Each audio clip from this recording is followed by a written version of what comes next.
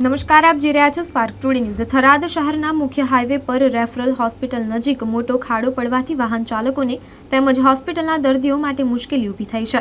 આ માર્ગ થરાદ શહેરમાં પ્રવેશવાનો મુખ્ય માર્ગ છે અને રોજબરોજ હજારો વાહનો, એમ્બ્યુલન્સ સહિતની તાત્કાલિક સેવાઓ માટે અગત્યનો માર્ગ છે।